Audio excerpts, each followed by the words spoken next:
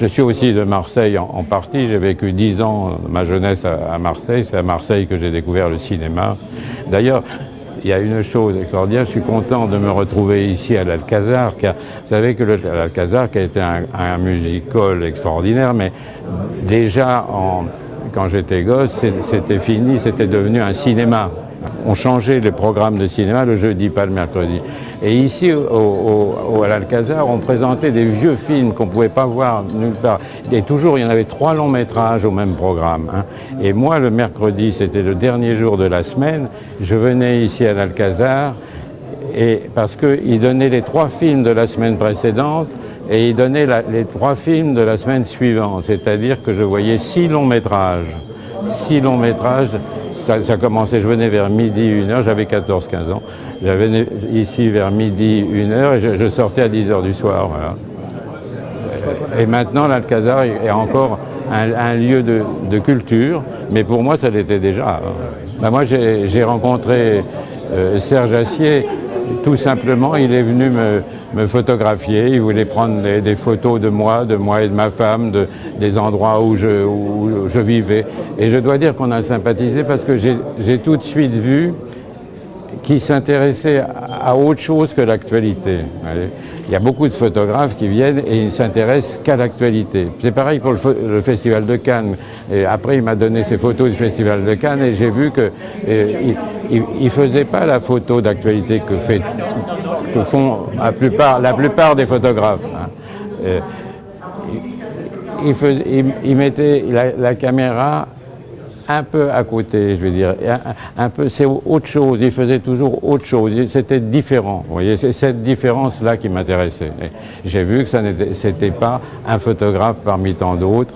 J'ai fait la postface d'un livre de photos sur le Festival de Cannes, 20 ans de Festival de Cannes, car il a suivi pendant 20 ans le Festival de Cannes et il a pris des photos certaines que personne n'avait eues. Voilà. Mais c'est pas tellement d'ailleurs, elles sont pas extraordinaires, c'est pas les sujets, mais on s'aperçoit que il y a quelque chose de plus vrai que chez d'autres photographes. Et pourtant, ils étaient juste à côté. Ils étaient parfois juste à 5 cm. Et souvent, quand je vois dans les festivals et autres, et que je vois que les photographes m'entourent ou avec les acteurs avec qui je suis, et j'en vois un qui va mettre la caméra un peu à côté, et je me dis, tiens, il a trouvé quelque chose qui met en valeur la photo. Je m'en rends compte moi-même. C'est pour ça qu'avec Serge Assier, je m'en suis rendu compte tout de suite. Voilà. Et puis on a sympathisé. Voilà. Il y a une authenticité dans la photo noir et blanc, mais je pense que les grands photographes couleurs ne sont pas encore nés peut-être, ne vont apparaître bientôt. Parce que c'est pareil qu'au cinéma. Au cinéma, vous faites des films en couleur, tout est en couleur et ça n'a aucun intérêt.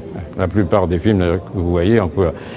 Quand les metteurs en scène travaillent la couleur, changent, soit par ce qu'ils mettent devant l'image, ils mettent dans l'image plutôt, soit parce qu'il la trafique même au point de vue étalonnage, et bien là, ça s'enrichit. Et là, si la couleur n'est pas transformée, la couleur naturelle n'a aucun intérêt. Bon, aucun. Mais si elle est, quand vous voyez les films, par exemple, il y en a un qui a su merveilleusement, un cinéaste, transformer la couleur, c'est Vincente Minnelli.